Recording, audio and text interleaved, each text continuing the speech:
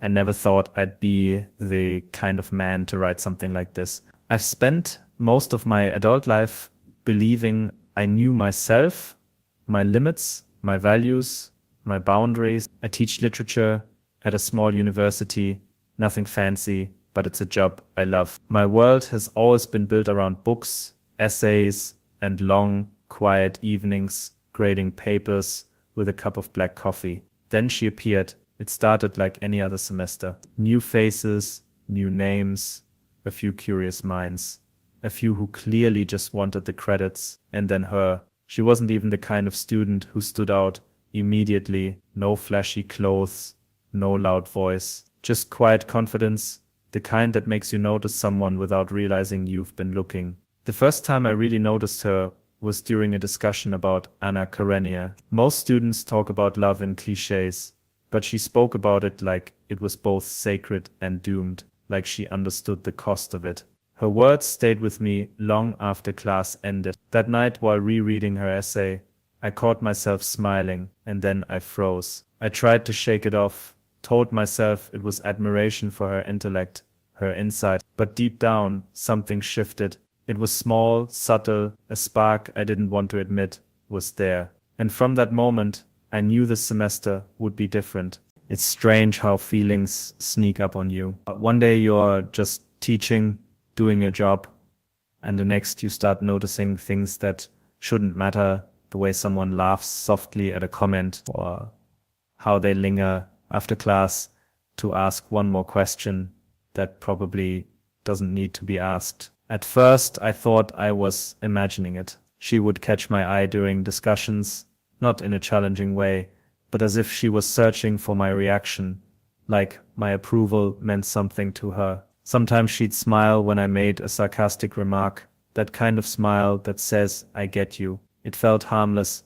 I convinced myself it was harmless. Then came the day she stayed after class to talk about an essay draft. The conversation drifted from academic structure to literature, then somehow to life, heartbreak, trust, the way people misread love. She listened intently, eyes focused, genuinely curious. I remember thinking, God, she's so alive. When she thanked me for my time, she said, you're one of the few teachers who make me want to think differently. It was such a simple sentence, but it hit me harder than I'd like to admit. That night, I caught myself replaying her words while washing dishes. It felt like a compliment and a warning at the same time, and that's when the line between admiration and attraction started to blur, almost imperceptibly, but undeniably. I spent the next few weeks trying to convince myself it was nothing, that I was being dramatic reading into things that weren't there. Professors have favorite students all the time, right? Ones who challenge them, who actually care about what's being taught. That's all it was. It had to be. But then there were moments, fleeting, innocent, on the surface that made my pulse quicken in ways I couldn't justify. When she'd hand me her paper and our fingers brushed, or when she'd smile at something I said that wasn't even meant to be funny. Tiny moments, but each one chipped away at the distance I was supposed to maintain. The guilt was constant. Every time I felt something warm or electric, it was followed by a sharp sting of shame. I'd look around the classroom and see my other students, and suddenly I'd feel like an imposter among them. Someone hiding a thought too heavy to confess. Late at night, I'd sit at my desk with her essays in front of me, feeling like they were dangerous objects. I'd overanalyze every line, trying to remind myself that I was her teacher, not some hopeless romantic in a novel, but my heart didn't care for logic or titles. It just reacted. And underneath all that confusion was fear. Fear of what people would think if they knew. Fear of ruining everything. My job, my reputation, her future. Fear that what I was feeling wasn't love at all, but something selfish dressed up as affection. Still, no matter how much I tried to silence it, the feeling stayed. Quiet, steady, impossible to ignore. When the realization finally hit that my feelings weren't going away, I decided to do what any sane, responsible adult should do. Mein sane, responsible adult should do. Pillate distance. I started with the simplest things. I stopped lingering after class. I limited eye contact during discussions. I gave shorter feedback on her essays, deliberately avoiding the long, thoughtful notes I used to write. I told myself I was being professional again, reclaiming control, but the truth was, it hurt. It felt like I was shutting out someone who had brought something alive in me, curiosity, warmth, even joy. Every time she'd raise her hand, I'd force myself to call on someone else. When she'd linger after class, I'd find an excuse to leave quickly. Once, she caught me avoiding her and asked if she'd done something wrong. I told her no, of course not, that I was just busy. The look in her eyes stayed with me the whole night, confusion mixed with quiet disappointment. I wanted to tell her everything, that she hadn't done anything wrong, that I was the one fighting a battle she didn't even know existed. But saying that would have crossed the line I was desperately trying to keep intact, so I kept my distance. Days turned into weeks, and the silence between us became heavy. I thought it would help. I thought that by ignoring her, I'd kill whatever was growing inside me, but instead, it only made me realize how much space she'd already taken up in my thoughts. Avoidance wasn't working, it just made the longing sharper, and deep down, I knew it was only a matter of time before something or someone would break the quiet we'd built between us. It happened on a rainy Thursday evening, one of those days when the world feels too gray to exist in. I had stayed late at the university finishing up some grading in my office. The corridors were nearly empty when I finally packed my things and left. I remember stepping outside and realizing I'd forgotten my umbrella. The rain was relentless, soaking through my jacket within seconds. I half ran toward the parking lot, head down, when I heard someone call my name. It was her. She was standing under the small overhang near the campus cafe, holding an umbrella. My umbrella, apparently. I must have left it behind after class weeks ago. She smiled, slightly nervous, and said, "You always forget something." We ended up walking together toward the parking lot, sharing the umbrella. The air smelled like rain and asphalt, and for a few minutes, the world felt painfully intimate. We talked about ordinary things, the weather, assignments, the exhaustion of midterms, but every word felt loaded. Every silence stretched too long. When we reached my car, she hesitated. I could see it in her, the urge to say something, the same tension that had been eating at me for weeks. I almost told her to go, to save us both from whatever might come next. But instead, I said, "Thank you." She looked up at me, her hair damp, eyes impossibly soft. "You don't have to thank me," she said quietly. "I just wanted to see you smile again." That line, so innocent, yet so piercing, completely disarmed me. I sat in my car for a long time after she left, watching the rain blur everything around me, and for the first time, I stopped pretending I missed her. It happened a few days after that rainy evening. I tried to go back to normal lectures, grading, small talk with colleagues, but my focus was gone. Every hallway felt like a place I might see her, every classroom like a reminder of what I shouldn't feel. Then one afternoon, as I was packing up after a seminar, she walked in. No hesitation this time, just quiet determination.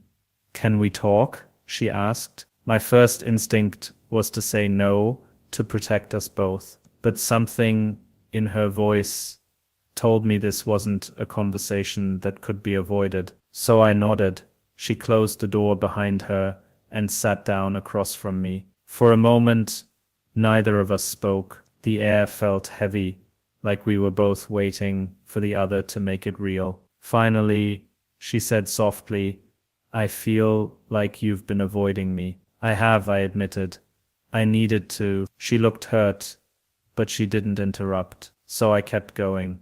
"You're my student. There are rules, expectations, boundaries, and lately, I've been afraid that I've been crossing them, at least in my head." Her eyes softened, but there was sadness there too. "You're not the only one," she said. "I didn't want this to happen, but I care about you more than I should." Hearing her say it out loud felt like both a relief and a wound. We sat in silence for what felt like forever. Finally, I said, "You understand that nothing can happen between us, right?" "I know," she whispered, "but I needed you to know how I feel. Because pretending nothing's there hurts more." I nodded, unable to speak. She stood up slowly, her voice trembling but firm. I'll respect whatever boundaries you need, but thank you for being honest. When she left, I felt hollow. It was the truth, spoken aloud, undeniable, and somehow that made it both clearer and more painful. Love, when it's forbidden, doesn't vanish after being named. It just learns to hide in quieter places. After that conversation, everything inside me changed. The truth was out now, raw, vulnerable, and impossible to take back. For days I replayed her words in my mind, every tone, every pause. I told myself honesty was the right thing, that it would bring closure. Instead, it only deepened the ache. I kept trying to anchor myself in logic. She's your student. You have a duty. You're supposed to protect her from situations like this, not create them. But the heart doesn't respond to logic, it rebels against it. Every time I saw her in class, sitting a few rows back, taking notes with that same quiet intensity, I felt both pride and pain. Pride, because she was brilliant. Pain, because I couldn't tell her that. One afternoon, after class ended, I sat alone in the empty room. I stared at the chalkboard and realized I was standing at a crossroads I'd been avoiding for weeks. I could either let my emotions dictate my actions and destroy everything I'd built, or I could walk away while there was still some dignity left. The decision, when it came, wasn't heroic. It was desperate. I requested a schedule change for the next semester, quietly arranging for another professor to take over her class. I didn't tell her. I couldn't. I just needed to draw the line somewhere, even if it cut me in the process. When she found out, weeks later, she sent me a short email named, "Thank you for being the adult when I couldn't." I stared at that message for a long time. It felt like both forgiveness and farewell. That night I sat in my apartment, surrounded by half-graded essays, and realized something that hurt more than the distance itself. Sometimes love isn't about claiming someone, it's about letting them go before you ruin them. Time has passed since then, not much, but enough to still the sharpness of what I felt. The ache is still there, but quieter now, like an old scar that only stings when touched. She's moved on with her studies. I see her around campus sometimes, laughing with friends, notebook in hand, living the life she's supposed to live. When that happens, I look away, not out of shame, but out of respect. I think about what happened more often than I'd like to admit, about how something that began as admiration turned into something deeper, something dangerous. I've spent countless nights dissecting it, like one of the novels I assigned to my students. Was it love, infatuation, a projection of loneliness disguised as something pure? I still don't know. Maybe it doesn't matter. What I do know is this: minus love, no matter how genuine, doesn't justify everything. Responsibility means protecting the people you care about, even if it means walking away from them. Especially then. Sometimes I wonder what she thinks of me now. Does she remember me as someone who cared too much, or as someone who couldn't be brave enough to follow his heart? Maybe both, maybe neither. All I know is that I made my choice, and it was the right one. Not the easiest, not the most romantic, but the one that kept her safe and me honest. And if there's one truth I've learned from this, it's that not every love story is meant to be lived. Some are meant to be understood, carried quietly, and let go, before they become something neither person deserves. After I arranged for hair to transfer out of my class, the silence that followed was almost unbearable. I hadn't realized how much of my day was unconsciously shaped around her presence, the expectation of her voice in discussions, the quiet moment before she spoke, the calm she brought into the room. Suddenly, all of that was gone. At first, I told myself it was relief. I'd done the right thing. No more moral tightropes, no more private wars. But the relief never came. What replaced it was an emptiness I didn't quite know how to manage. I started overworking, taking extra projects, mentoring new students, anything to stay distracted. But every time I saw someone with the same hair color, the same posture, or even heard a laugh that vaguely resembled hers, my chest tightened. I would look up instinctively, as if she might still be there. She wasn't. There's a kind of grief that doesn't come from death or breakups. It comes from restraint, from having to bury something that was never allowed to live. That's what this felt like. A mourning for something that never got to become real. Sometimes I wondered if she was hurting too, or if she had moved on more easily. Young enough to adapt, to reframe it all as a passing mistake, an almost story that never quite began. I hoped that was the case, because if one of us had to carry this quietly for years, I'd rather it be me. I was the one who knew better. It started subtly, a few glances in the faculty lounge, a couple of questions that sounded casual but carried weight underneath. You and your students seem close, one colleague said with a half smile. Another mentioned seeing me walking under an umbrella with someone one evening. Just an observation, they claimed, but I could hear the curiosity in their tone, the unspoken "who was she?" Rumors spread quietly in academia. They don't explode, they seep. No one accuses you directly. They just start to pause a little longer before greeting you, to watch your expression when a certain name is mentioned. It wasn't a scandal, not yet, but I could feel how easily it could have become one. That was the mirror moment, the one where you finally see yourself clearly, stripped of excuses. I'd been telling myself that my feelings were complicated but harmless, that as long as I didn't act on them, I was still good. But standing there, listening to those whispers, I realized how fragile that self-image was. Even if I never crossed the line, I had still approached it, emotionally, dangerously close. I had risked not just my career, but her reputation too. And that's when that bull stopped being abstract. It became real, tangible, a weight pressing on my chest. For the first time, I understood that morality isn't just about what you do, it's also about what you entertain, what you allow yourself to feel when you know better. That night, I looked in the mirror and barely recognized the man staring back. I wasn't a villain, but I wasn't innocent either, and somehow accepting that was both punishment and peace. A week after that mirror moment, I found myself sitting at my desk with a blank sheet of paper, pen trembling slightly in my hand. I had an urge, irrational, impossible, maybe selfish, to write to her, to tell her everything I hadn't been able to say out loud.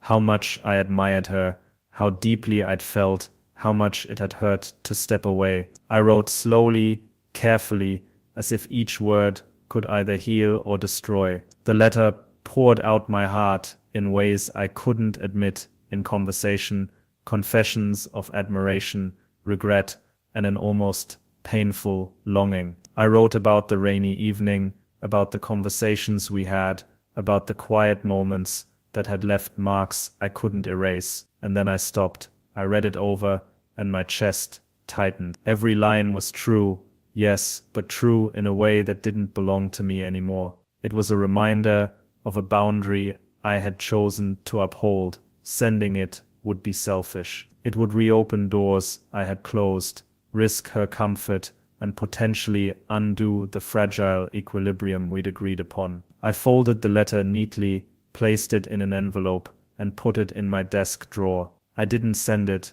I never would. Sometimes, late at night, I open it just to read the words again, to remember, to feel the intensity without acting on it. The letter exists as a silent witness to what could have been, and maybe that's all it should ever be. It's my private confession, a love kept in check, contained, and respected. It was months later, during a faculty seminar at another campus building, that I saw her again. I hadn't expected to. She was standing at the back of the room, notebook in hand, focused on the speaker, completely absorbed in the discussion. For a moment, my chest tightened as if no time had passed at all. After the seminar, as people trickled out, our paths crossed in the hallway. We froze just long enough for a few awkward seconds before she smiled softly, the same quiet smile that had once made my heart skip. "Hi," she said, voice calm but warm. "Hi," I replied, keeping my tone neutral, professional, but inside, my heart was betraying me with every beat. We walked to the elevator together. and for a few floors, silence enveloped us. Then she said, almost shyly, I've been meaning to tell you, thank you, for everything, for how you handled last semester. I nodded, words failing me. You deserved it, I managed to say. She paused, looked at me, and for a split second, I thought she might say more. But then the elevator dinged, and she stepped out, offering a small, respectful nod. I watched her go, feeling the old pang of longing, tempered by pride and relief. We'd both moved forward, in our own ways, keeping the boundaries intact. Sometimes, seeing her again reminded me that love doesn't always need to be claimed. Sometimes, it's enough just to recognize it, and let it exist quietly, as a part of who you are. After that reunion, I realized something crucial. I didn't need her presence to define the depth of what I felt. The intensity of my emotions had not vanished, but I had learned to carry them differently, with respect, with restraint, and with a kind of quiet acceptance. I started noticing the small ways life continued around me, the laughter of students in the hallway, the clatter of coffee cups in the campus cafe, the soft hum of the library in the evenings. I was present again, able to enjoy these ordinary moments without my heart being tied up in forbidden longing. I even began to see her in a new light, not as the object of impossible desire, but as a brilliant, ambitious young woman I had the honor to guide, even from a distance. Her growth, her insights, her laughter, I could appreciate them without wanting more than I should. Acceptance didn't erase what I felt, it just transformed it. The feelings became a quiet companion rather than a storm. I could think of her and smile without shame. I could care for her without endangering her path or mine. In a way, this was love in its most difficult, mature form, the ability to hold someone dear while letting them exist freely, unharmed, untethered from the weight of my desires. Looking back, I can see the lessons this experience has carved into me, some painfully, some with surprising clarity. First, I learned that awareness is as important as restraint. Recognizing feelings, no matter how intense, doesn't give you the right to act recklessly. Love doesn't excuse mistakes, responsibility does. Second, I learned that honesty can coexist with boundaries. That difficult conversation we had wasn't comfortable, but it preserved dignity for both of us. Without it, I would have been adrift in guilt, and she might have suffered consequences I can't even imagine. Third, I learned that letting go doesn't always mean losing. I've carried her presence in my thoughts, but it no longer tortures me. It enriches me, reminding me of the capacity of the human heart to feel deeply, even in impossible circumstances. Finally, I learned that love in its purest form is sometimes an act of selflessness rather than possession. Protecting her future and my own integrity required denying ourselves a fantasy that, however beautiful in imagination, could never exist in reality.